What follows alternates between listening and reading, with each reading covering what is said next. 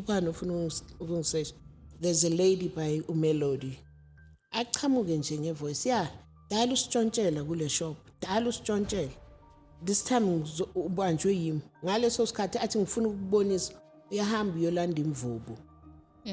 eShambo.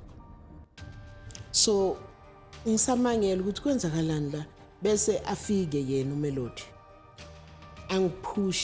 Ungiphushela to bengiyazi ukuthi kune room. So ngiphushela to a roomini. This guy meke ngena naye security ngiyalazi ngihlale ngithenga kule shop. Security ngiyalazi but lo angimazi and ufake ne mask. Sisala C2.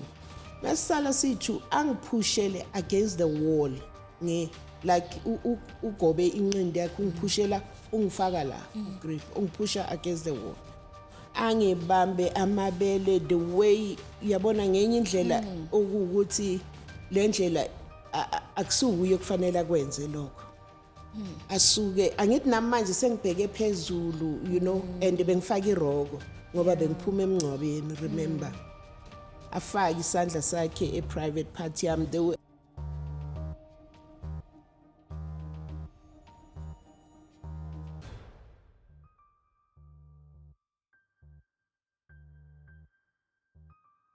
Sanibonani Mzansi, and thank you so much for joining us for another episode of the Hope Revolution podcast. I'm your host, Nomcebo Gayaka, your sister that is always available to listen to your story and engage with you. In this podcast, we provide a platform for open discussions on various challenges and experiences that are unique to both men and women. And if you're joining us for the first time, thank you so much for joining us. And please do not forget to subscribe and switch that notification button so that every time we post a new episode, you'll definitely be notified. And if you're not joining us for the first time, thank you again for coming through. As you know, we are family. So as you all know that every week we're joined by a special guest that will come to our studio and share their story with us. So today we're joined by Sis Thuli. Sawubona Sis Thuli. Yebo kunjani sis? Ngiyabonga, and thank you so much for coming.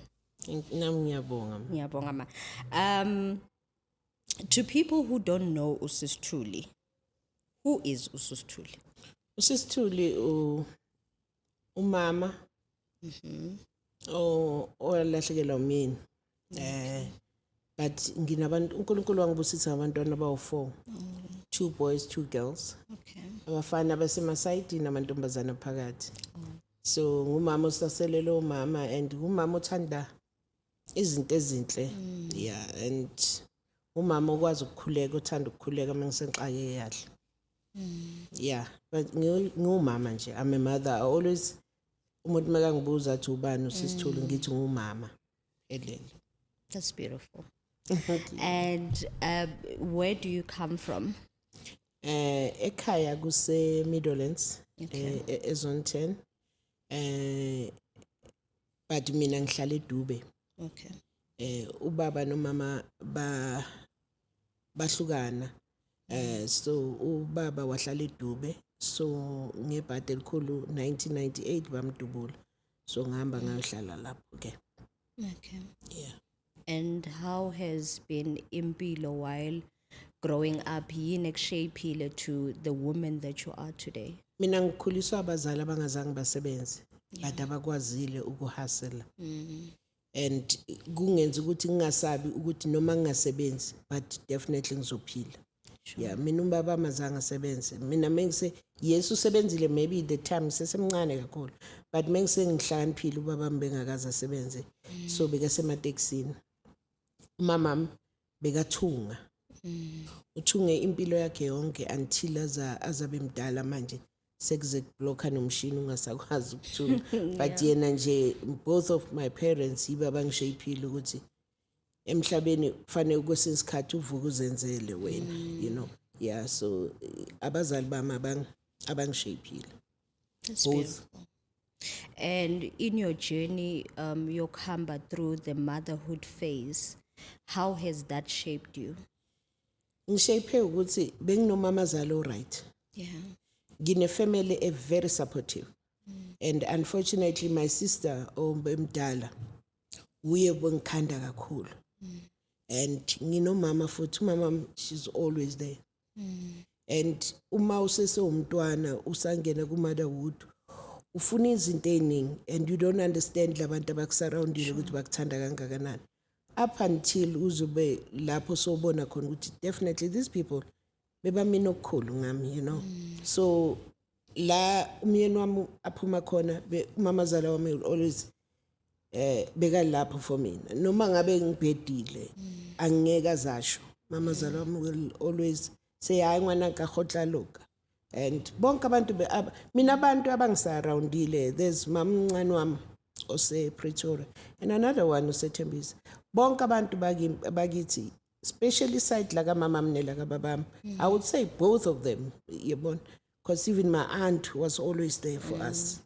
Ugabona mina abantwana ninokungathanda ukuvakasha kakhulu nikhethe indawo, but ngizombona uAunt wami esemnyango, you know. So bonke abantu bebesempilweni yami bangithandile and banginakekele up until mina ngibona ukuthi really labantu bebangithanda ngempela.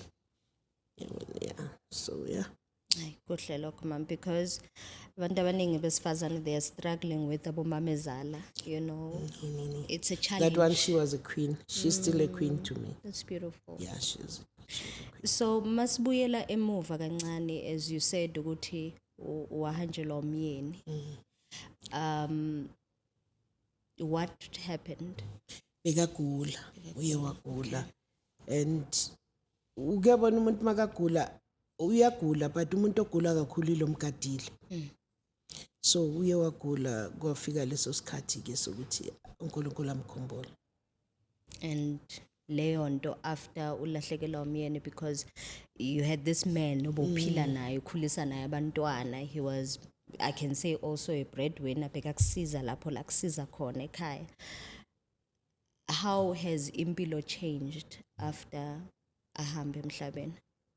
Ishentshile but kancane, because I remember my second daughter bekase Varsity of Unibo eMafikeng, and I've got another one.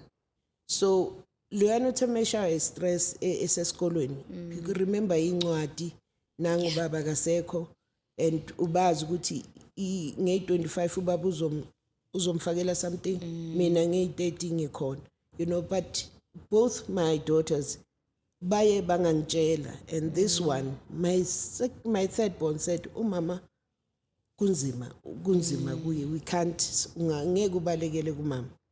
Best way bona badila nabo boy2 khani ngiyazi manje after isikhathi ukuthi, you know, angikaze ngibezwe be-complain. And I said, guys, nenza kanjani, because mosu one uyayibuza ukuthi laphana kwenzakalani, because the reason why bengikwenza lokho, it's because esikolweni la eVarsity la bekakhona, I called them and said umntana mufuna this course, and this lady said hayi ngeke abantu abaningi bayiyeka le course, tell umntana ukuthi ashintshe. And I said no, and I said hlobo uyezwa ukuthi bathini, and she said mama kuyayibadla. So ukubona ukuthi uthathe into enzima bekungithusa, you know. And I said, but you made it ukuthi uzufike la ufike khona. So kanti bokhaliswa yini at mama wazi ukuthi bekunzima kangakanani. But angikwazanga ukutshela because nawe bengikubona ukuthi usebunzimeni. The only person engibalekele kuye, it was me and my sister, which was uThebang. The big brother is umuntu othulayo. My son uyathula, and ile nhlobo ethi akuzolunga, uyabona ngathi akanaki but uyanaka at the same time. So umuntu okwazi ukupay attention is these two girls enginazo. Yeah. I can see the whole picture where you are surrounded by these beautiful kids. Uyiwani. Kuba ngathi nje you're losing everything. Yes. But it's good ukuthi they remain strong. And I can tell that you have strong kids. Ngoba bayathula bakutshele and you think they're okay, but makuhamba isikhathi, that's when they start opening up. No. So tell us what really brought you here. The story sakho from the beginning. Story sami sikanje. Kwenzeka nge-18 ngangiphuma emncwabeni ngangiphuma kungcwaba umngani wami umntwana omngani wami. So I said ithi ngidlule la isitoro ngangena eJabulani Mall ngaya kwenye shop ebizwe iJam. Mengena ngithenge bese ngiyarealize ukuthi angiphethanga ikhadi. Okay. Ukungaphathi kwami ikhadi kuzongenza ukuthi ngihambe ngiyodrawer personally ebank. So ngacela isecurity ukuthi ngicela ukushiya lezi zinto. Ngizobuya ngisaya ebank. Khani ngibona manje ukuthi ikhadi lami ngiliphethanga. Bese ngiyashiya athi security hayi bacela ukukusesha. Yabona? It's okay. Ngibuyele kusho ukuthi ngisuka ku security manje ngiyahlehla ngithi okay ubani ufuna ukungisesha. There's a lady by uMelody. Achamuke nje ngevoice dala usitshontshela kule shop. Dala usitshontshela. This time ubanjwe yimi. Ngaleso sikhathi athi ngifuna ukubonisa uyahamba uyolanda imvubu eShamboko. So ngisamangela ukuthi kwenzakalani la bese afike yena uMelody. Ungiphushela to bengiyazi ukuthi kune room. So ngiphushela to a roomini. Yabona? I-room la khona it's like ngathi inkantini the way mina ngabona ngakhona. Okay. Ayingene khona athi mengena bavale eminyango. Okay. Ngihlale mangisahleli kungene isecurity the one bekasemnyango angena nomunye ubhuti. Remember that time it was 2020. Bekuyi 18 ngoDecember 2020. It was during isikhathi se-COVID. Whereby this guy mekengena naye security ngiyalazi ngihlale ngithenga kule shop. Security ngiyalazi but lo angimazi and ufake nemask. Angene abuze i-security likhulume naye lithi bangibingelele wathi kunjani ngithi ngikhona. Athi i-security hayi uthi ufuna ukukubona. Hayi ngithule yabona. Hayi baphuma. Mebephuma kuze store manager if it's not a supervisor ingene ithi ingena nomunye not the very same guy. Okay. Naye ufake i-mask angene. So i-store supervisor sakhona siphume singishiye nalomuntu this guy. Okay. So ungithola vele ngihleli esitulweni ngincikile esitulweni uyabona ngilindile ukuthi bafike bazokwenza lokho abakwenzayo you understand.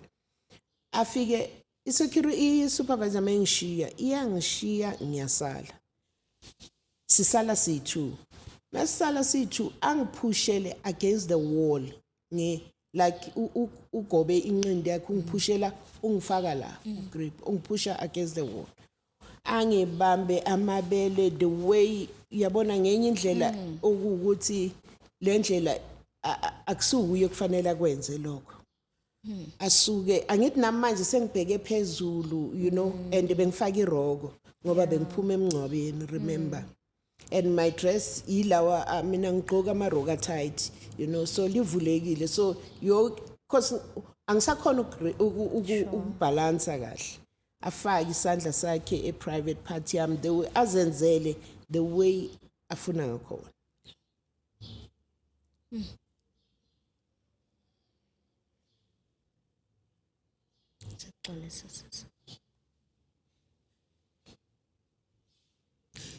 I'm sorry.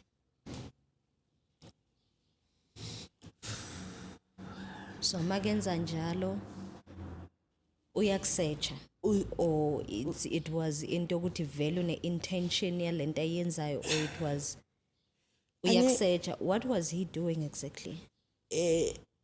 Mina ngokwami mina if ngiyichaza bengasuka ungisearcha because at the same time bekana that smile yabona ukuthi uneyinhloso zakhe yabona and ziyamjabulisa yabona. So makafika lapha maka ngisearcha mina abengasuka ukuthi angisearcha ufuna ukwenza lento afuna ukuyenza and ngiyabezwa ngaphandle bayahleka yabona because umnyango and iroom elincane yabona bese makeceda ngimbuza ukuthi uyiphoyisa uzothatha istatement athi hayi mina ngisingiphoyisa mina ngisebenza e-Fashion World 2 years sokubheka nje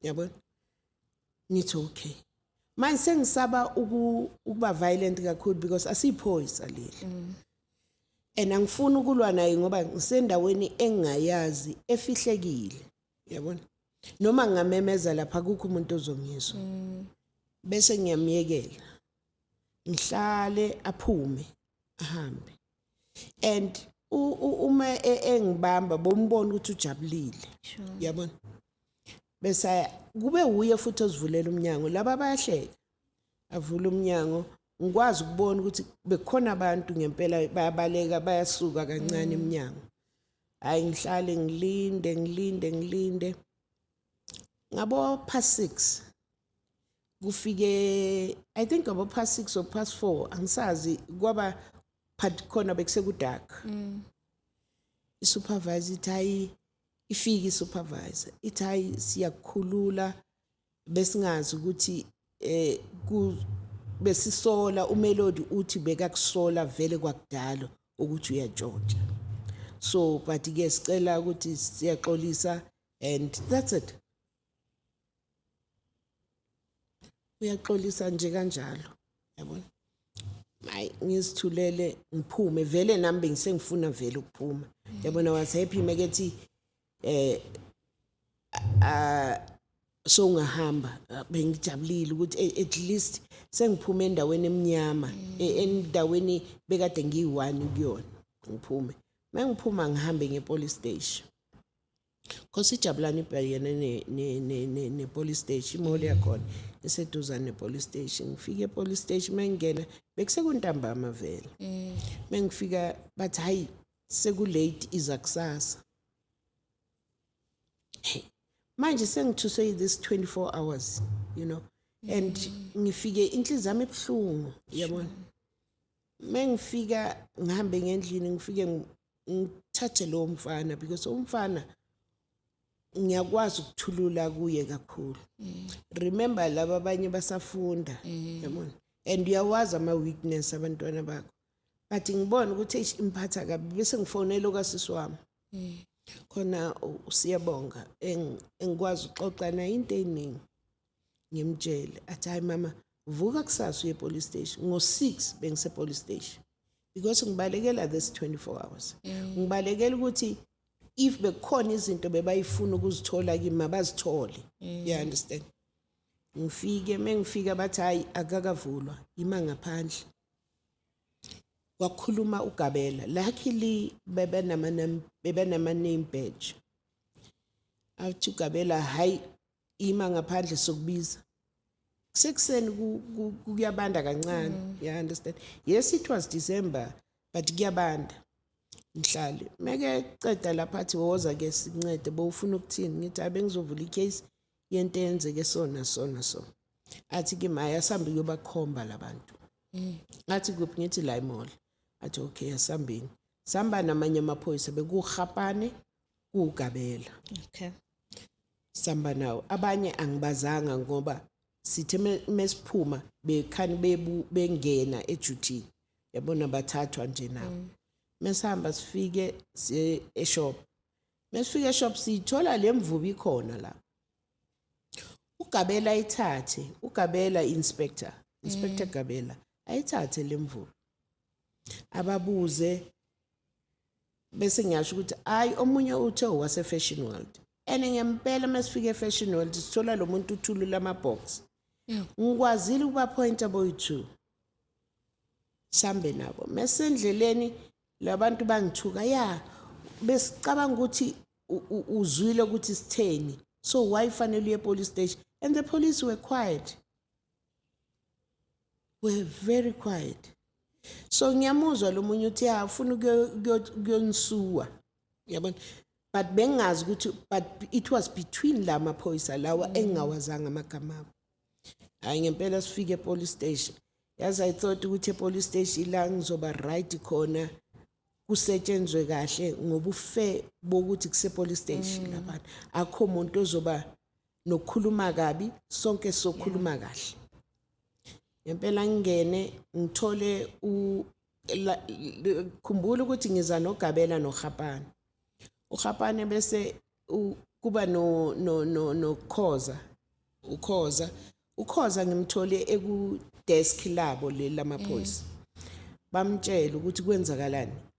Mina the way bengibona ngakhona le ntombazane ngiyikhombile ibabazi laba bantu. Yela amaphoyisa ngathi bewajwayele. Remember kusejabulani endaweni eyi1.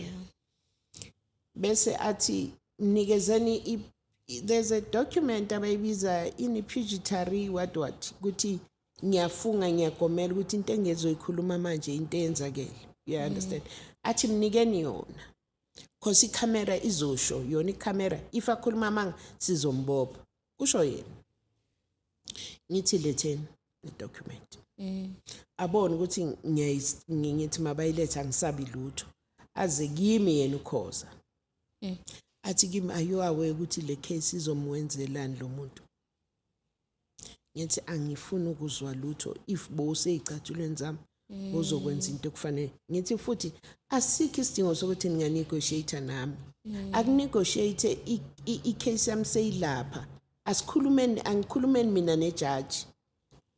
Ijudge yile zongizwa nina owena umsebenzi ukuthi ningivumele ngibhale istatement. Ngikwazile ukukhomba labantu so yini inkinga. Atshela uGapane asibhale statement. Kuzo omunye umama owazi introduce as CPF. Kunama CPF. Athi lo mama hayi man sisi are you aware ukuthi le case izomlimaza futhi lo muntu. Ngithi kahle yini enazi ukuthi le case izomlimaza. But yenzeke kimi. So uma nithi lo muntu izomlimaza uyenzeleni. Sure. You understand? Uma senikwazi ukumkhulumela kangaka. Abone lo mama ngithi yazi ngithi ubani igama lakho avesana thatha umshanyeni because beka clean. Yena uyicleaner yalapha eJabulani SAPS. Ngithule asibhala uGapane. Makasibhala usibhala siba a short statement. Yabona? Ngithi kuya angikho happy mina ngale statement. Athi hayi okuningi uzokukhuluma ejudgini ecourt. Ngithule. Bese ngingafuni ukargue nabo. Remember sengikhathele nami. Yabona? Ngivuke ngakusasa. It was on Saturday. So Sunday ngivuke ngiye police station. Ngifuna i-station commander. Ngingasitholi. Bese ngithi kubo ngibuyele endlini ngifike ngibhale i-email. There's an email okwazi ukuyithumela ngigugule na i-email yakho. Send it to iJabulani SAPS. Na ngiyiphethe la. Mengibuyela Monday ngiyobuza ukuthi niyitholile na i-email ye-complaint yami. Bathi hayi sicela usibhalele yona ngesandla iprint uyilethe kithi ngezandla. Ngihambe ngemall ngifike ngiyiprinte ngiyibuyise. Ngithi kuba ngicela ukubona i-station commander. Station commander ngalelo langa ngaleso sikhathi beku stage beka actor as station commander by then. Okay. Igama lakhe bekuMakhanga. I-station commander Makhanga. Ngifike kuye athi kimi okay go and write your own statement ngendlela yakho. Okay. Ngihambe ngijabulile ukuthi yabona at least ngifike ngisibhala i-statement ngisubmit. Mengicede ukusubmita ngithi kuye kuzokwenzakala nathi hayi bazosifaka edocketini. Okay ngithule ngibuyele futhi ekhaya. Angisafonelwa phela. Bese bangitshela ukuthi hayi case yakho ivulo iphethwe ubani inspector Xaba. Ngithi ubuyele futhi ngolesithathu ngibuyele futhi the very same December time mina angizange enjoy December 1. Ngibuyele ngithi kuye ngicela ukwazi ukuthi case yami yini ama charges alapho because nama ngazi kahle. Mina for me the way bekangibambe ngakhona bengingazi ukuthi i-charge yini. You understand? Bengifuna ukwazi. Athi Inspector Makhanga, you know what? Abafuni labantu ukubopha. Abafuni ukubabopha labantu. Na i-document angibhalele. Athi ngicela uhambe, there's a document engiyiphethe la. Ngibhalelwa uye. Mengifike office lakhe ngimthola uceda ukuvula isalary yakhe.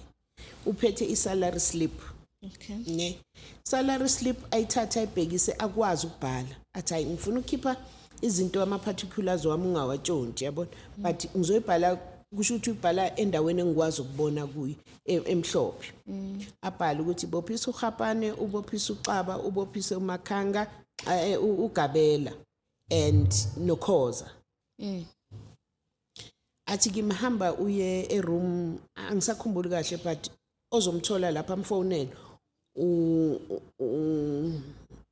inspector sengimkhohliwe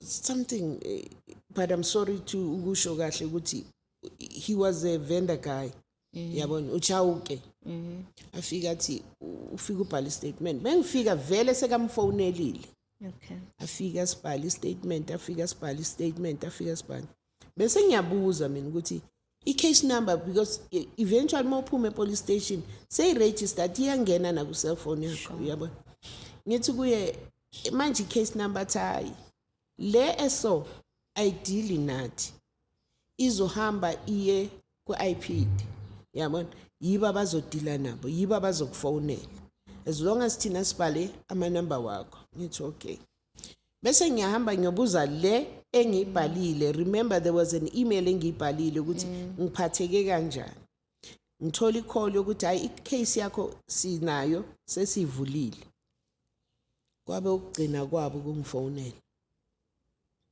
ngibona ukuthi yazi la ngathi kudlalwa ngami ngibuyele futhi kuMakhanga because I trusted Makhanga because he was an acting station commander. Yes. You know baye bathi uma uhlulekile bonana ne-station commander ngiye kuye athi you know what Nokuthula ngicela uye Protea umphathi kaXaba uzomthola lapha uDavids. Okay. Ngifike ngigibele ngiye Protea fike Protea but ngimthole lo baba ngithi kuye ngizocomplaina mayelana noXaba kanti uXaba usekhona already vele yabona Okay. ngikhulume mina was thinking ukuthi ngoba ngimbonile uXaba ehamba lapha ene nami uthe ebheka wathola ukuthi yimi athi ngicabanga ukuthi uzombiza sikhulume ukuthi kwenzakalani athi hayi ngizokhuluma noXaba bese nginisa ku-prosecutor uMuthibi ngithi okay ngithi kuye ngicela ungiphi inamba yakho ngizokwazi ukukufonela athi no ngiphe yakho ngithi nguye ngicela ungiphi email ngizokubhalela in black and white ngizokwazi ukuthi noma ngabe ngiyahluleka la but ngingasho straight ukuthi ngiyahluleka if I'm not happy so that I can take it further you know definitely this case it's ingenza miserable athi okay athi but angikwazi ukukunika zonke lezi zinto give me your number imnikeza amanamba akaza ngifonele ngambe ngiye kuMuthibi angi-attende i-prosecutor bekase room eProtea ngathi 46 or 40 something angimthole athi hayi okay ngicela ukuthi ungibhalele yona unginike but I don't have email yabona ngithi no mangizoyiletha futhi kungcono menguk-emailela uyabona athi no email manje ayi ngcono uyilethe ngesandla ngiyibhale futhi ngiyimixe ngesandla futhi ne remember nginayo kimi vele uyabona ngihambe ngeyiprinter ngibuye nayo ngimnikeze ayazange ayibuye nalutho but I never gave up because I know ukuthi kukhona ufanele uvula umnyango Sure. you know and angeke nje icase yami ingayindawo you understand ngibona ukuthi abenzi kahle ngihambe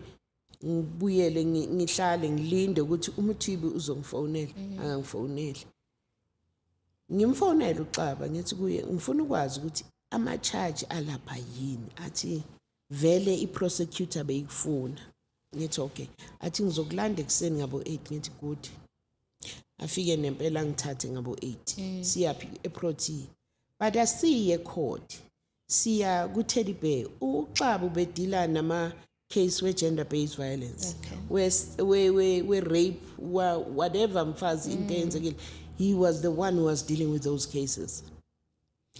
Mengifika lapha ngithole bawu 3 ama-prosecutor baku-private room yabo yilapha abasebenzela khona. Bese mengingena ngihlale phansi uxaba phume ngiwani mina. Usibisi one of the prosecutors uye bekhuluma. Laba abanye angikwazanga ukuthola amagama abo. Bese oyiwana yazi excuse athi ngicela ukuphuma mina. Oyiwana sala. Usibisi meke khuluma nami uyabhala phansi. Uyeloko uyabhala. Uyangibuza ama-question uyabhala. Athi but asiboni case la because mina azasho kahle athi yena uke wasebenza ku-retail. I-camera, whatever footage inesikhathi ehlalayo bese iyadilithwa. Yabona?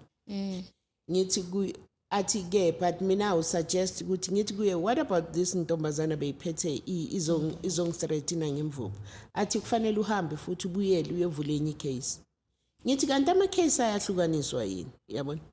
Athi besathi no, you know what, ithi ngitshela uXaba ahamba ayofuna this video footage yakhona because bavumile mesifika lapho kokuqala ukuthi i-video footage ikhona. Ngithi okay, besathi uXaba bamfonele eze ngene naye bamtshela ukuthi go and take hamba uyofuna i-video footage bese ngithi kuye because of ngathi ngibona ngathi ni believe ukuthi I'm a shoplifter, go and check i-profile yami ukuthi mina ngiyini ngike ngaboshwa ke noma kungasi shoplifting but ngike ngabanalo icala na. And okwesitri bekufanele ukuthi baye kumntana kasisi wami baye kumfana wami engifike ngakhuluma nabo mengifika ukuthi kwenzakaleni. You understand, because really bengenawo mina ufakazi but abantu engifikele ngabaxoxela ukuthi kwenzakaleni abahambe bayothatha kubi statement. Angithatha uXaba, that was the agreement yokuthi uzohamba ayofuna i-video footage aphinde futhi aye kubantwana labana athole ilontuzana bese mina ngami-instruct ukuthi ngoba ngiyakubona ukuthi uyasindela, go and do the lentuzana ucheck i-profile yami. Afika ngidrophe meke ngidrophe athi kimi ngizobuya ngisayolanda i-video footage as soon as ngayithola ngizobuya ku. Remember ngigijimisa isikhathi engitshele ngaso ukuthi iyadilithwa lento. Yes. Kwabe ugcina kwami ukubona uXaba.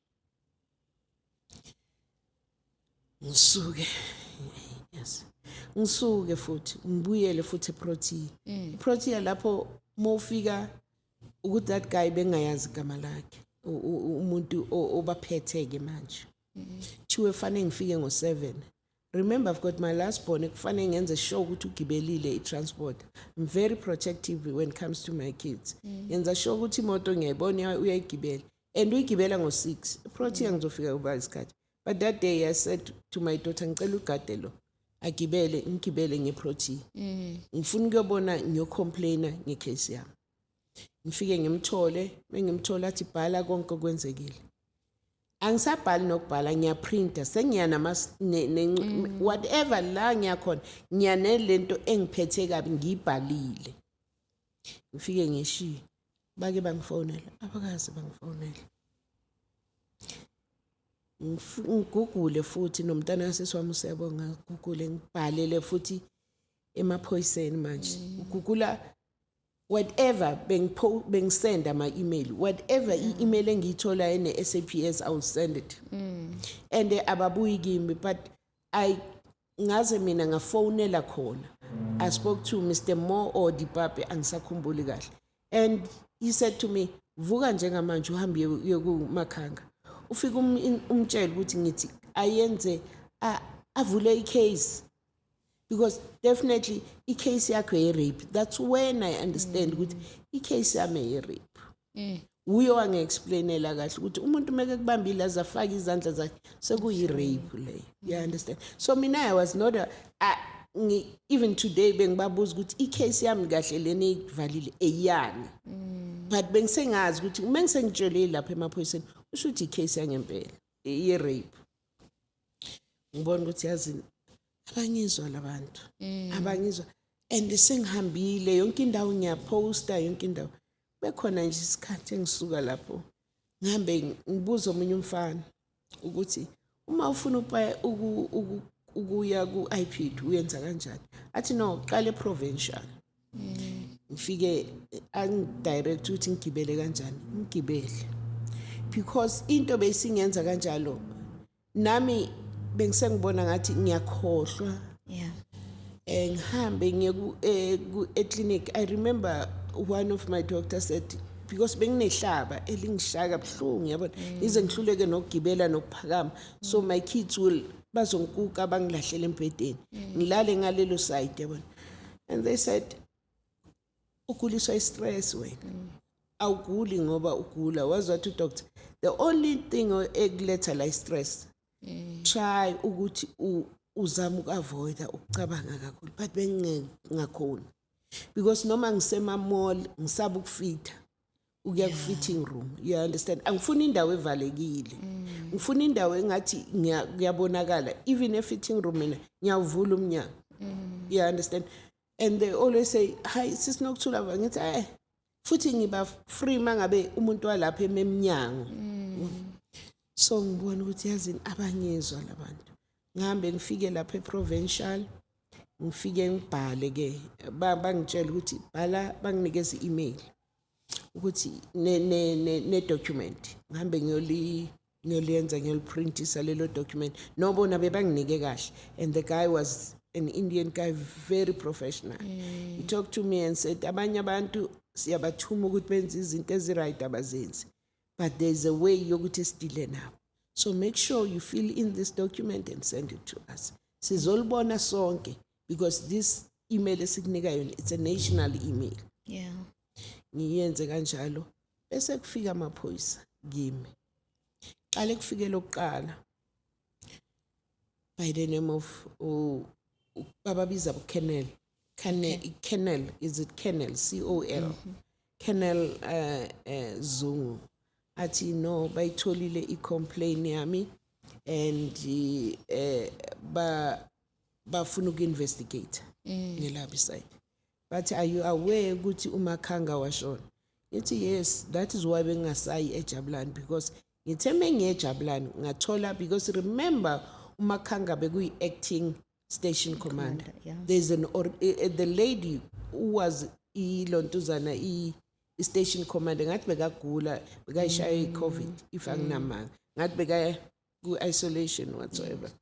Athi kimi ngithi ngiyengaya laphana, wangitshela wakhuluma nami kabuhlungu ukuthi case yakho angeke uma ngabe bona uqaba wenzile umsebenzi wakhe, why don't you wait for i-court? Yabona. So ngaphuma ngididekile. That is why ngaphindelanga eJabulani, because yes uMakhanga bekagcina la, but bekangenika i-surety yokuthi uyafuna ukunginceda, yabona. But lo, she was very rude, i-station commander sase Jabulani. So yiko ngabuyelanga. Athi okay, afika athi aze ne document, this Colonel aze ne document athi ngirate ne kusho ukuthi kule document uzorate, uzomrate ukuthi bazile. But mina bengirate yena. Athi no, this document siyithole sinesikhathi esibekele sona ukuthi fanele sisebenze case yakho siyiqede.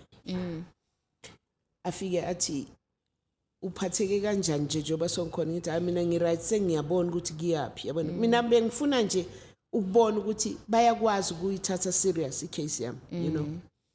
More especially as the introducer as uKennel. Athi okay, athi bekhona i-document engaphansi. Athi kimi isayinele. Ngithi thini leyo, yabona. Yeah. Ngoba sengibonile ukuthi khona ama-clause engiwabonile kancane lapha. Ngithi kuye hayi ithini le document? Athi ifunde. Ngithi yazi ishiye le document ngizoyigcwalisa bese kusasa uzoyithatha. Athi hayi akufanelanga. But you cannot give me a document and say I must sign it. And ngiyakubuza wena ngithi kuwe le document ithini? Uwoze nayo. Bese ngiyayifundela. I-document yakhona ithi if usithola ukuthi iside lethu elinephutha, yazi ukuthi uzongasibophisi. Okay. If one of our members like izosho kanjalo ukuthi we will not be liable for any damages ezenziwe one of our members. Okay. Ngithi kuye angisayini ke leli ahleke athi hayi yiko bengifuna uyifundele lona. Bese ngiyathula. After 3 days ngifonelwe uMunati, is it Munati? I think mina ngoba ngumZulu ngizoyibiza ngenye indlela. Asho ukuthi no to me u-investigate yami abhale statement. Asibhale the way ngimtshela ngakhona. Makasibhala athi ngizobuya. So uzobuya sekaphethe idocket. Hayi ngempela afike amalanga 2 days yena bonke yabona bebaza ngesikhathi. Asho kimi ukuthi hayi ngizoza. Makaza uza ne case number right but konke okuphakathi kwe statement kwe docket asokwami. How? Bese ngithi kuye asiyimi la. Yabona. Yethi athi hayi ithi ngifone ngibuze. Nami semanje make sethi asi i case number ngiyayibona iyafana. Eyami yabona. Nami sengadidizela manje sengifuna enye ukubheka ukuthi maybe yimi engibhale wrong yabona. But I know my case number yabona 201 yabona. Athi hayi maybe uyenza mistake athi hayi man angiyenzanga mistake afonele le bathi kuyi athi hayi le yaseMoroka so ngingazi ukuthi ama case number akafani na but again nayo leyo case bephethe uqaba sorry I case yama rape iya eProtea bayibiza ikhona department abayibiza kuyo badila ngayo bonke labo bantu yabo athi uqaba ngithi hayi mina seyamle athi okay ngizobuya ne ahambe maka ngifonela 2 years ngithi kuye ngicela ungakhohlwa i docket because ngifuna ukubona statement engisibhalile Well. yes athi hayi ngizoza naso lapha athi sengenza ngithi usiphethe statement uyangifonela the very same day mekeza uthi athi hayi ngizojika la ngiyosifuna but bayangisokolisa yabona ngithi hayi uzofanele ubuye naso hayi ngempela ngifonela athi kuphi ngithi hayi ngikhona ngena angimvulela igate angena makangena uzane athi akasitholanga idocket la akalitholanga idocket la but intanayo uthi kimi uma ngabe let's say uyafika yabhala statement bazokuthatha lokho bakufake escanning. That's what he explains to me. Wathi bakufake escanning. So lokho kunye okuza ngemuva abasakufaki kwiscanner sabo. So lapha ku docket le ngiphe iPad photocopy. Remember mina le ngeke ngayibona ekungase yami. It was the original docket. But le eyameyiza ama photocopy copy. I understand noma copy but maybe complete. Yeah, understand? Ngithi ithi ngibona statement sami. Statement esafakwa uGapane.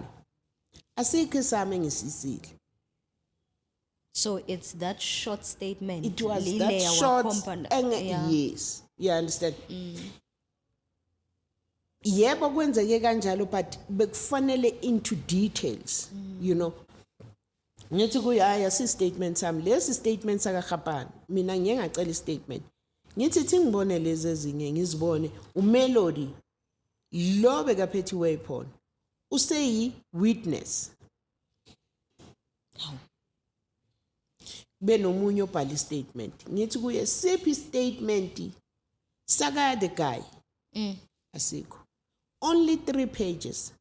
I-statement mesiceda kuba ne-side la babhala khona let's say maybe la mina ngake ngalahlekelwa ifoni you understand so uyabhala i-statement bese siyasho ukuthi kusetshenziswe ini ukuthi sithathwe if it's a firearm it will be written yabona they call it summary ye statement or maybe if ngiyibeka right akunalutho ngile Protea remember ngile eTeddy Bear lapha kwabhalwa phansi bebabhalana iphi lento bebayibhala you understand ngihambile ngaya kumakhanga saya laphana kuma prosecutor kubhaliwe. The weapon was carried by uMakhanga. Iphi weapon? Weapon yaphi? Iye kuphi? Athi lo baba ay mina angazi vele bengeke ngimcrucify kangako yena uthunyiwe. You understand? Athi ngirate. Ngithatha i-docket i-document la iphethe. Ngithi ngiyamrate bekhona ipage elingekho. It was page 2. Ngithi there's something is missing here because I must refer to page 2. Where's page 2? Oh Jesus, ubuyele move. Uyahamba manje futhi uyofuna this page 2. Guys, anazi ukuthi nizokwenzani la kimi. Are you aware ukuthi uma ngibona nina ngibona ukuthi yonke into babeka abantu abayaziyo lento. Uma niza kimi ngintshelile when even you were worse because you wrote it down my statement. But again kukhona futhi okushodayo. Ahambe kabuye nale statement nale document makabuya linayo futhi the very same clause engizibonile. Ngithi kuye kahle nifuna ngisign athi ya kuzokusiza ngithi ngisign abhale lapha refuse to sign. Ngithi please explain ukuthi why I refused. You understand? Bese bakhona la ubhala khona ngithi i-docket lethiwe it was a skeleton, no notes, no nothing. You understand? Bese ngibona ukuthi hayi yazi labadlale ngami. Mengibuyele Protea bathi kimi hayi because ngeke ngabhalele NPA yathi kimi ngihambe ngiye eProtea. Mengifike eProtea bathi ngilethe i-document ngesandla. I've tried to open iminyanya eminingi. So ngithathe le document ye-NPA. Ngihambe eJoburg eduzane High Court la ngase Small Street. Kunendawo bayibiza ama public prosecutor ama DPP it's DPP ilapha. Okay. Ngifike bathi hayi kufanele ubhale i-letter whatever kwenzekile ubhale nokuthi ama suspect bewayingaki yonke into if ufuna i-case yakho ibuyele ibe reinstate. Yabo ngifike ngihambe ngifike ngibhala mayibuya i-answer bathi angeke iphinde ihlale phansi case yami. What is the reason?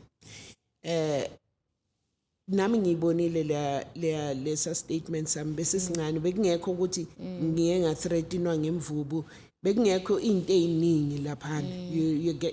You understand? Melody was not mentioned ukuthi uye wangiphushela to the room. You understand? Okuningi bekungabhalwanga lapha. You understand? But my worry was ukuthi i-DPP ithe meya lapha yafunda lesa statement esina 3 pages because there's no original docket yami. Why mina i-docket yami ngekho abanye amanye ama-docket because remember ngeke ngayibona i-docket ephelele. So why yami ingaphelelanga? Ithi noma iza kimi mebethi bayenze i-copy abeze ne-copy ephelele. Ama notes wakhona aphi summary of the docket. Ngibonile ukuthi abafuni ukubhala mina ngasubmit esami siphi. Athi lo baba lo ogcina ayawuye ukuthi uqaba pension. Ngithi mina if nizodila fanele ndile noqaba because into yonke la yenziwe ijabulane SAPS. If you can listen to me ungilalele kahle I even know amagama wabo I can point out bonke ukuthi benze kanjani. So uzo reporter uzuhlanganyelo icleaner ye police station. You understand? So ngithi kuye buye so mina icase yami ngiyenza kanjani. Bese ngifonela one of, cause siyahamba mina as much as ngila uyabuza ukuthi ngiyenza kanjani mekuseku. And one guy said, yabona makuso abakwazi kumbopha uqaba, yebo retire, but benzani ukudiscipline ama members wabo. Yeah, but because this was I case kaXaba. So kusho ukuthi kuphelile nje kanjalo. Which is unfair. Also. Which is totally unfair. And we understand ukuthi bengizoxola if beyijike elontuzaneni. Ayizange ifike. No one oke wangena eboxini. To make it worse, bese ngekho istatement sa the guy ongibambile. Where is the statement sa the guy? Asikho istatement sa le ndoda. Istatement sami ngi1 na no Melody nomunye obesebenza lapha. So they're saying ukuthi awukhona bongena witness, or the reason was ukuthi bongena witness. Angina witness kanjani because Xaba was told ukuthi buyele uyothatha ilontuzana i-video footage. Xaba was instructed ukuthi ayothatha istatement kulomuntu engifike ngakhuluma naye.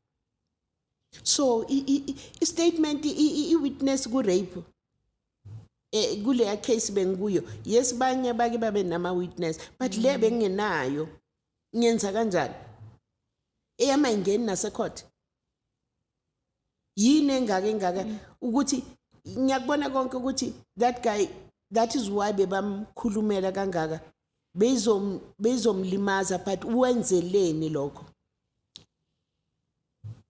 Ngicela sibuyele emuva kancane mama. So njengoba uchaza ukuthi bowucelile ukuthi bakubekele impahla lezo. Yes. And kwabizwa lo Melody. So this person obawushiya kuyimpahla akasachazi yena. No. Ukuthi cha umama bekashiya impahla kimi utho uyabuya uyolanda ikhadi. No, mina ngibona ukuthi bebese bengimele vele. Okay. You understand? Yes. Because uma ngithi because mina ngibonile ukuthi ikhadi angiliphetha. Sure. Ngiyahamba ngiyohanda over not ku security but to go till point la ubhadala khona. Yes. It was December time and ekugcwele. You understand? So mina ngihanda over impahla zabo ukuthi I'm coming back sengizobhadala once sengiyaphuma. You understand? Yes. So uvele uMelody sekathi dala utshontsha. Yabona, so yikho lokho ku bebese bengimele vele. Yes. You understand? And then nakulesa statement ngizwile ukuthi it was bebabhale ngokuthi uMelody uthi siye lapha vele ukhuluma ngathi into bebangisola kwakudala. But then insolo azifani nento oyenzile because they never got anything from They you. never. And it's worse because you left the things what uyabuya Ngathi ucela ngiyabuya, card. yeah. And then after bakvalela, the only thing that I find strange is that baphume from a jam to fetch someone from Yes. Fashion World Yes. to come Yes. azokwenza zonke Yes. lezinto lezo. Yes. Which again khona lapho it's a bit tricky. Kakhulu. So after approach her, is it the supervisor or the store manager? Yes. Yeah. Angazi noma isitome supervisor, yeah. So yena uzame ngaziphi indlela to resolve the issue. Azange azame at all. No, supervisor remember ingena kwesi2 ingena nalo ofike wangenza.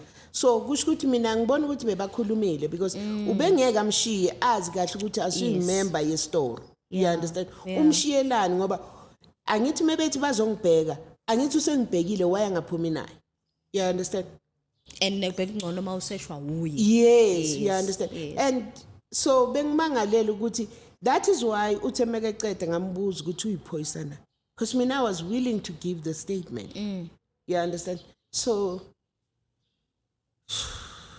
Do you think it's something they do more often? judging from the whole situation. Yeah, because le mvubu bengeke ibe lapha. Yeah. Baba shaya abantu. You know, baba shaya abantu and abantu maybe bathula or vele babasuke bebethole kanjalo. You understand? Ezinye izinto abantu bafela ngaphakathi ukuthi hey bazongihleka. Kwesinye isikhathi let the people laugh but eventually uyawuvula omunye umnyango. You understand? Kunzima to say indoda iyafika yangibamba yayenza yonke into. This thing iyobukela izibukela abantwana bami ebekade ngingafuni ukuthi bazi. But at times we need to speak and so that we can get help, you know, because angisazi ukuthi ngiyephi. As much as I'm saying to you uma ngiya laphana ngiyothola ukuthi icase yami evaliwe, yiba bangi-advisile ukuthi bhalela i-DPP because they know very well ukuthi yonke into yami ilahliwe lapha. And what confuses me is that you went to a lot of people. All of them, they said, Bali statement. But it's shocking that all these people over provided a statement. Not even one of that statement is in your docket. Kakhulu sis. Yinto engisho ukuthi the way ngihambe ngakhona my file bekufanele ibe inkulu. Sure. Bekufanele ibe inkulu because I remember ngikhuluma umuntu obephethe uXaba before Davids. Kuba omunye umama, lo mama bekangekho bathi uphethwe iCovid. Yeah. But ngithe mengiya ngelila ngathi you know what sis, ngimtshelile uXaba ngathi aka arrest. Mina ngazi uXaba wayengambophi lo muntu. You understand? So ngihambile so yiko mina bengiphushela ukuthi ngithole idocket yami. Because bekusekukuningi ngihambe kakhulu epolice station. Bekusekukuningi bekufanele kubhalwe lapha. Bekusekukuningi engisengikusubmitile njengoba bethe ngikusubmit ngokumikisa. You understand? So naye uXaba ubizwe yimi bengimfonela. Bengasi yibo abangifonela. Mina day 1 ngivula icase yami yimi bekufanele ngifonela uXaba. Sure. And up until today bengazi mina ukuthi ama charge one. Because good docket bengifuna ukubona ukuthi what was the charge? Sexual assault. Mebesho bona. Sexual assault. And then uXaba, when he was asked to fetch a footage, uke wayithola leyo footage. Angazi mina that was the last time uXaba engidrop. I remember ngaphuma naye proti wafika wangishiya ekhaya.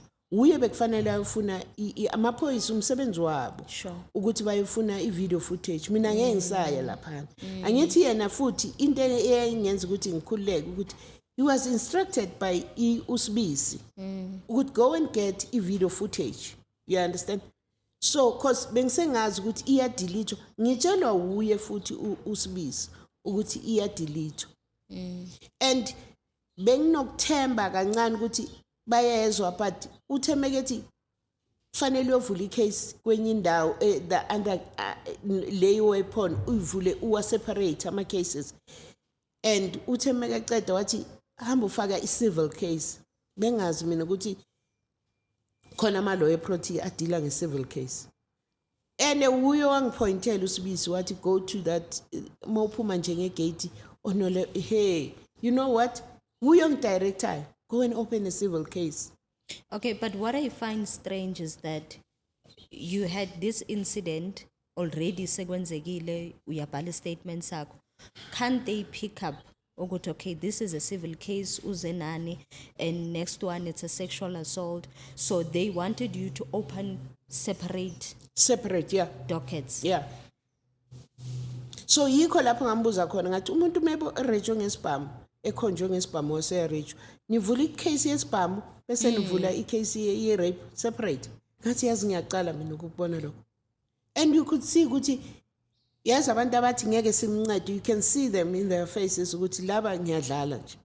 And they know very well ukuthi la uzoya khona bazokulalela today. The only person owanginceda it was owangitshela ukuthi it was a white guy.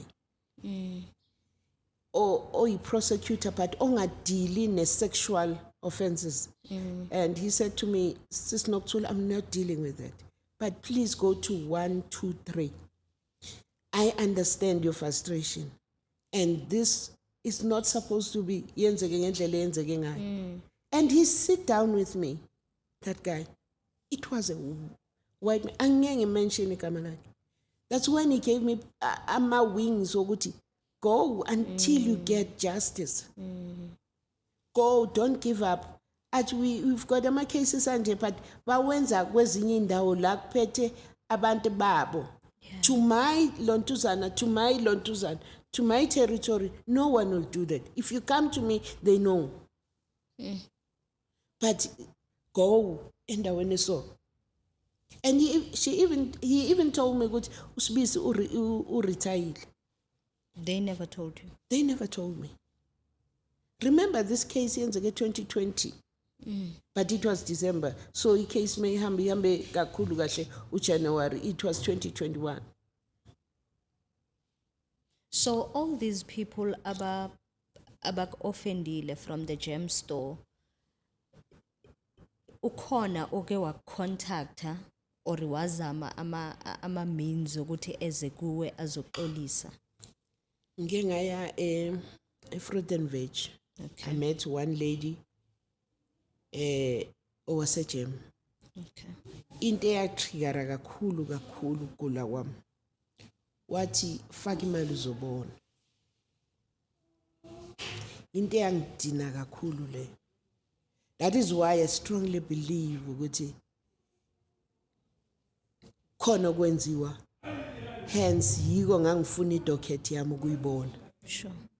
Uye wangiphusha ukuthi ngikwenze lokho kumele ezothi kimi faka imali uzobona. Is a lady from It's Gem. a lady from Gem, yeah. Is it amongst the people ababekhona when this whole thing happened? No, I ngathi bekangekho loyana. But ngiyazi ukuthi wakhona. Yeah, I understand. Ngiyazi usebenza lapha. Angithi remember basebenza kama shift. Yes. Yeah. So I met that lady. She was laughing. So yiko okungenza ukuthi I will never give up. For me coming here, uyathola abantu abalalele abazokwazi ukukunceda. I say, come, let us help you. Because la, if ngibheke, yabona into engenze ukuthi uNkulunkulu amabe muhle, ukuthi mebeletha that first docket, ngikwazile ukubona umahluko. Hence I ask him ukuthi, why elami docket lingafani nalelana? Even if bowuletha copy, mara mayifani. But do you think the first docket abayilethile it was a mistake ukuthi kube nezinto different phakathi, or you believe ukuthi it was something that was planned already? In your understanding. It was something that engayazi. I still have a question ukuthi case number yafana na. Sure. You understand? And hence I asked him, case number yafana. But I didn't want to be too hard to these two gentlemen, abazegim, you know. Because abantu kufanele ngidile nabo, abantu bonke SAPS yonke ngifeli. And mengimbuza azange ngiphendula ukuthi ngimbuza ukuthi ama case afana wathi no le yasemroka. So kimi ukuthi imroka ama cases akafani na. You understand? But ngathi ngoba vele sibaningi, Maybe it could be maybe kungenzeka ukuthi sibe baningi, but ukuza kwale docket kungenze kwangiphakamisa ngokuthi leyani docket inayo yonke into nokuthi kiwe nini ama document alapha stampiwe nokustamp nokuthi i-follow up ifike kanjani nokuthi nge-26 zile endaweni ukuthi sathola ubani ibhaliwe la emuva kuba yi-summary of lontuzana ukuthi nge-28 sithole sakhuluma nobani wathi akekho lo muntu. You understand? And into engikwatisa kakhulu ukuthi uma ngizothi ngicela ukushuta i-document enize nalo manje nifuna ngisayine manje, there's no way you can say to me ukuthi ngisayine i-document ube wena ungafuni ukungichazela ukuthi elani. Exactly. You understand? And you expect me to sign the document. Fanele ungi-explainele. You are quick to say I'm refusing, I'm refusing vele because this is my life. I will be signing my life la. Kokuthi yini le abayifihlayo kokuthi ungasibambi liable for anything eyenzeke during this thing yakho. Ngababambi kanjani because uqaba ubesebenzela bona. And to make it worse, ngihambile before ngize ngifike la. Ngikhulume no Davids, ngakhuluma no Muthupi, ngakhuluma no Sibisi, ngakhuluma no Priscilla, ngikhulume nabantu abaningi. Ngakhuluma naye uMakhanga personally. By then he was an acting station commander. So mina bangifailile, but I will never give up. This whole situation, it affecting Njani emotionally and physically, of course, but kakhulu emotionally because we're talking about spirit sakho buwena. Mawundlula nje lapho kuleyo ndawo, how does it make you feel? I don't go, yabona, I still ngizonda another day ngihlangana naye because mina ngisumuntu ya eJabulani, angisayi eJabulani. But luckily my firstborn wenza ilaba ama student laba bafaka maroon yabona. So be trainer la eJabulani. So I was supposed to go to Jabulani ngiyathandana ukumenzela i-document ngimsayinele lelokuthi for i-bursary. So bengiyokwenza yona, but mina I don't go to Jabulani anymore. And then noma ngibona umuntu, because I remember ngihlangana nenye intombazane, why usahlole uya ko Gem? Ngathi, but why do you ask me about Gem only? Because I was not going to Gem only, you know. Uma ngiya ku and angikaze ngakutshela ukuthi ngiye Gem mina. You understand? That shows ukuthi bakhulume ngami. So angisafuni lutho. Oh, uyabona wonke umuntu maybe bekabuza innocently, but mina ngoba ngisasenalo lento ukuthi sebayangazela, you know. Even if noma into ongayibizanga but uphatheka kabi ukuthi bangibheka kanjani. You understand? And being a mother, I'm calling myself a mother, ekwazi ukubanjwa nje yayenzwa the way afuna ngakhona. Has there been any step okay was started to escalate this to the store directly? I wrote them the first time before ngiye before ngiqhubeka nokulwa nabo. I wrote an email to them. I wrote them the email explaining everything. Abazanga kimi. They didn't reply to the email.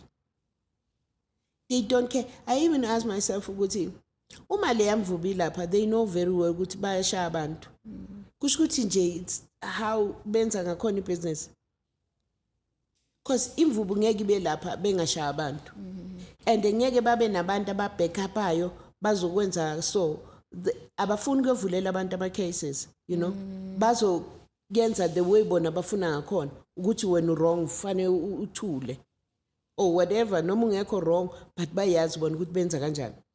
That's not fair. That's not fair. So angisayi mina eJabulani.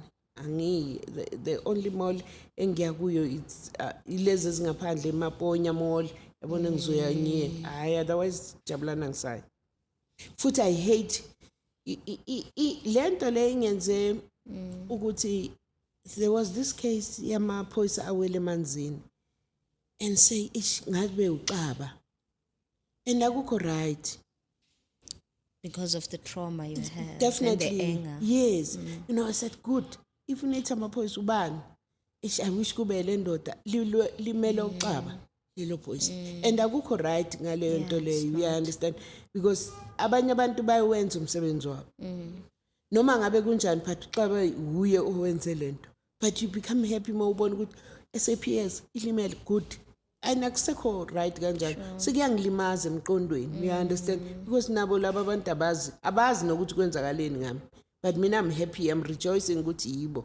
Yabona, because of SAPS. So nginokuzibuza ukuthi noma ngingabona into ngingakwazi ukubatshela, angeke ngikwazi ukubathemba. Because already yes, failed you. I cannot. If bona bakwazi ukuthi benze udoti kimi mina why ngise ngathi ku one of my friend ukuthi mina bayongibophela ukuthi ngale ne-information if it comes to ipolice ngilibonile ukuthi lenzeka leni, because I will never give them and I will tell them ukuthi why, you know. So lokho kuyangilimaza kakhulu, kungenza kungabi lo mama engifuna ukuba uye wokuxolela, yabona. I can't forgive, I still hate them, I still hate, yabona, noma ngihamba mall or wherever mengibona, because my mind ithi sekagugile uXaba, because bengimbonile nje fucked up. He was fucked up vele nje, yabona, ukuthi retire at the age of 60 sekahamba ngedondolo akeke nje aqhamuke la ngamsu, yabona. So konke lokho akusekho right enqondweni yami, kuyangimosha, yabona. So yeah, kungimoshile kakhulu emoyeni wami, and yeah. But then, since umoshekile moyeni, have you considered getting counseling?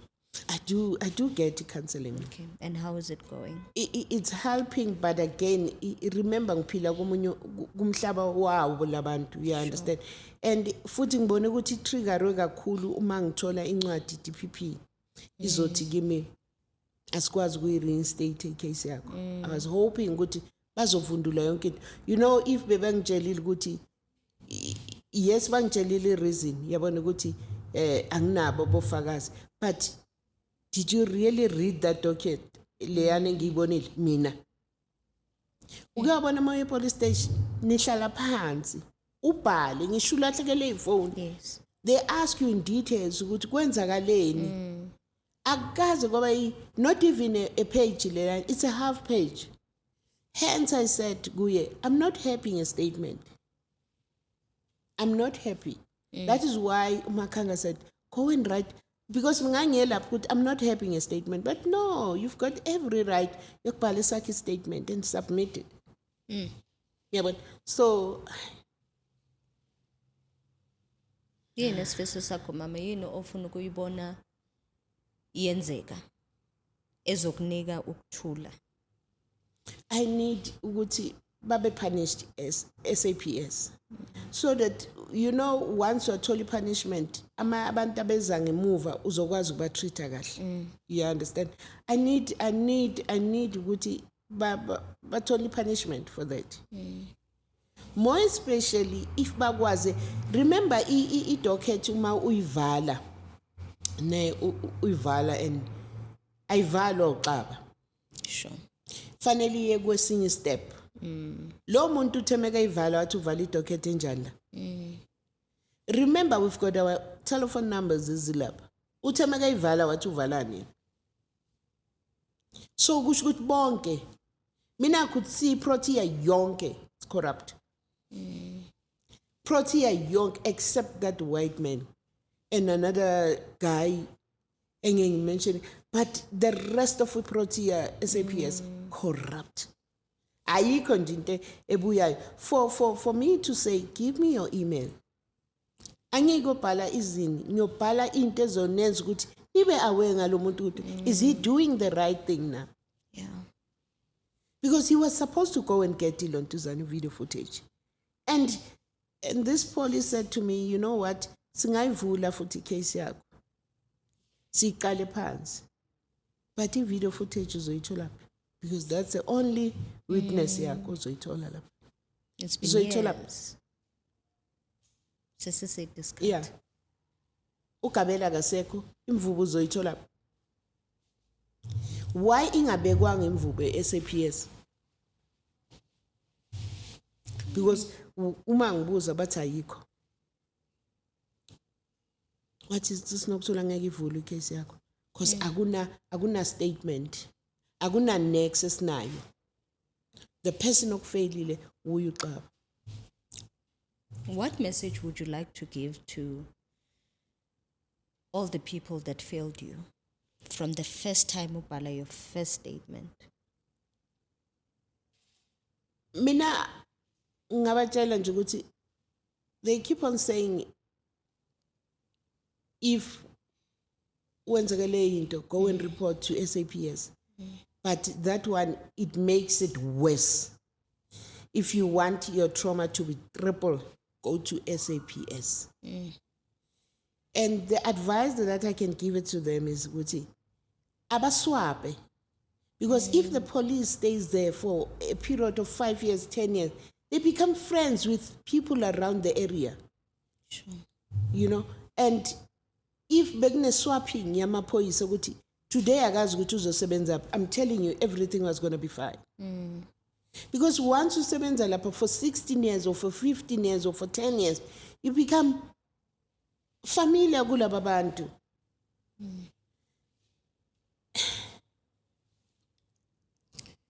And into engabatshela yona ukuthi uma siza kubo abenzi into ekufanele bayenze. Yes.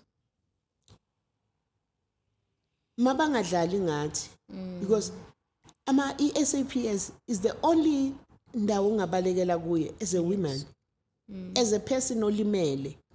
That's the only place I can run to.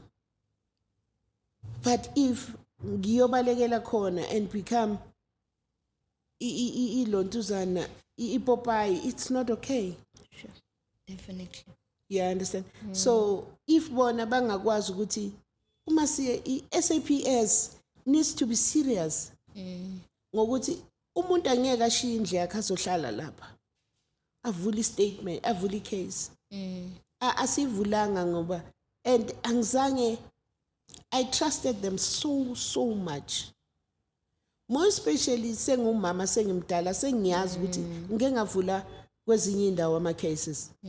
Mina ngeke ngayivule Orlando is the best for me. Ngazike maybe abanye abantu bake bahlangabezana lezi zinto so, but Jabulani, that was the only case yami engayivule Jabulani engakaze, and uthi noma bathi qala kuye uXaba ukhulume naye uma ngakuzwa uya kumphathi wakho uXaba. Usuke kuXaba uye kumphathi wakho uXaba uye whoever uzugcina ku station command uma seyihlule lapha ihlulile. I've got a document ebhaliwe, and you know what the sad part is, the thing engenza ngihleke uXaba uMakhanga mekabhala this document le phezulu ubhale ngamagama amancane la phansi wabhala kakhulu yabona wavula isandla. So this guy ngiyambonisa ukuthi ngifuna the acting station commander wangibhalela ilethe ukuthi ngibabophise, and I did that, but athi hayi yabona this thing bangayilahlela le because izofuna forensic, and forensic it's money. Where do you come in to check if it's bekuyi handwriting yakhe? I said that one go ahead. Mina I'm not scared because I know into engiyikhulumayo. Angeke ngibhale ngibathole bonke labantu angibazi. Uma ibhaliwe check ukuthi this document bekuyi pay slip yakhe.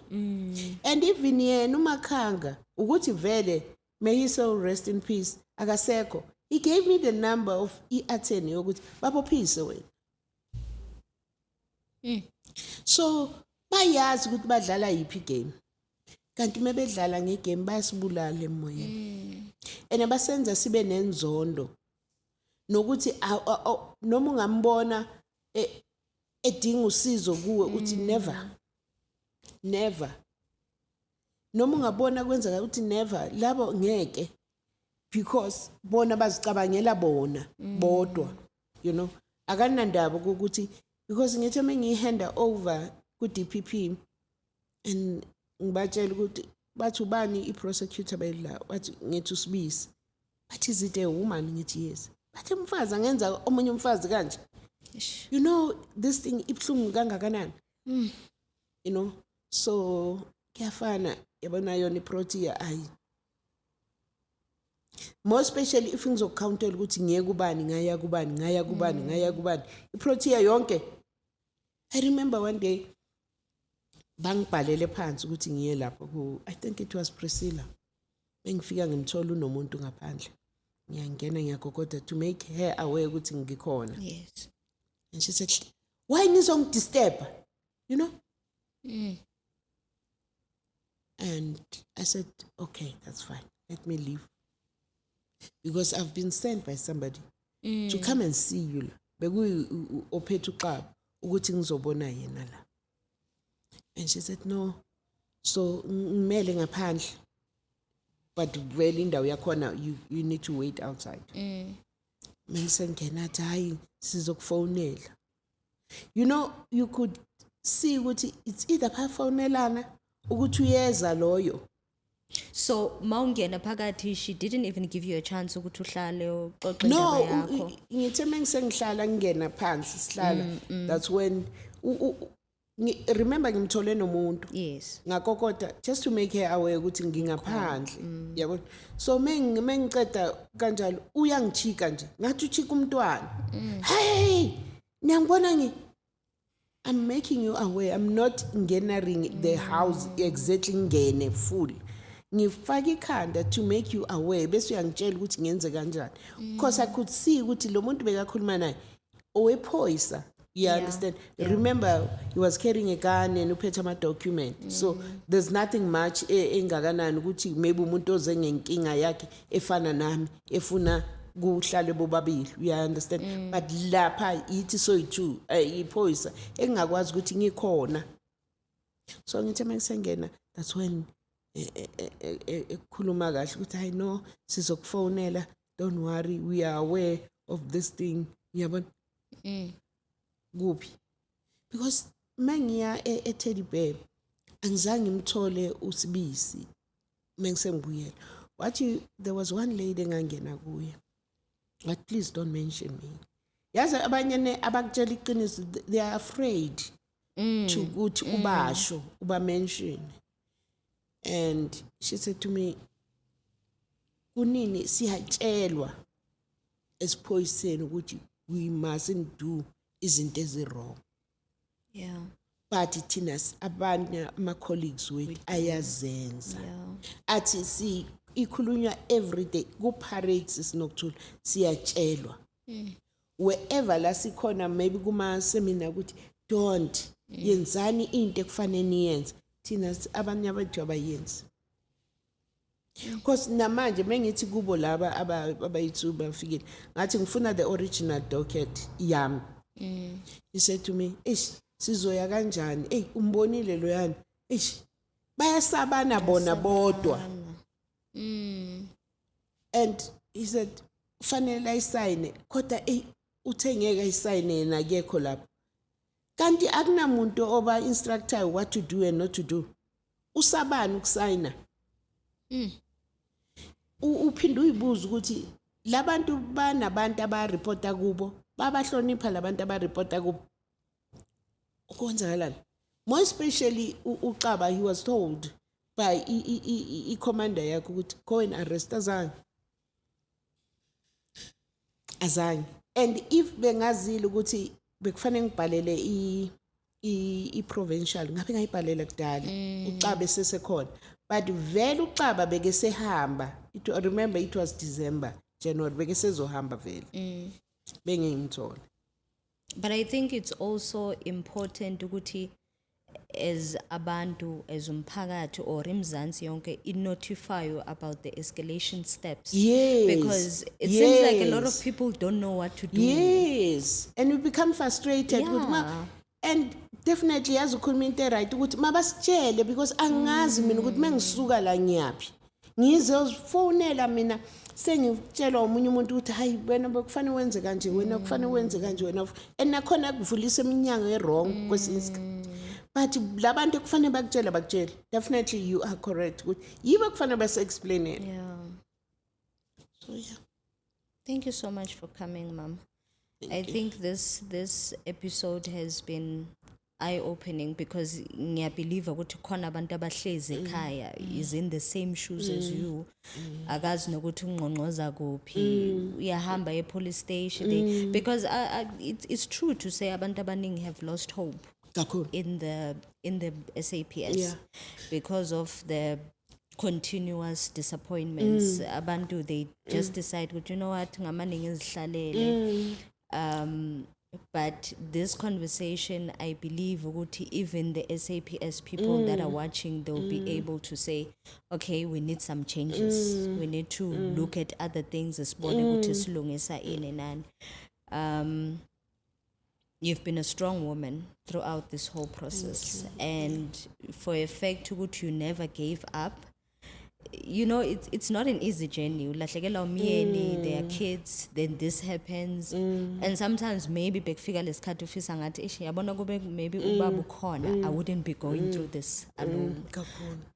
But kuhle because you also have a supportive structure.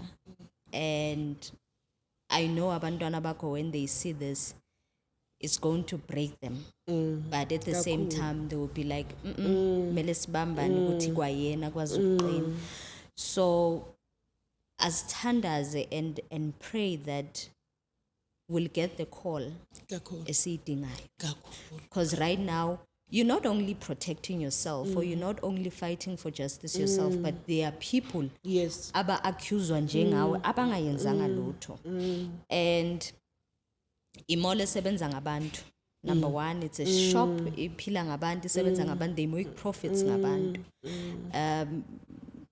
It's also good ukuthi nayi gem izinuka amakhwapha. Yes. Then there and fix their mistakes. And that's why ngiba shocked ukuthi they never even replied to your email. They never. But ngiyathemba emoyeni wakho uzokuthola ukuthula noxolo uzixolele kwawena, because it can tell ukuthi when you say ukuthi bofisa ngathi ngabe uxaba loyo ekuthiwa akasekho, it can tell ukuthi you still have this anger ekhona. But asithembe ukuthi konke kuzoba right, mama. Thank you so As you believe in God, never stop praying. I do. I won't stop praying. Never stop praying. Ezinye impendulo, we don't get them immediately. Can take years. Yes. Bese khane bafonela, mama, we've got your case opened. It's because you never stopped believing ukuthi kuzoba right. It's an honor ukuthi ukwazile ukuza.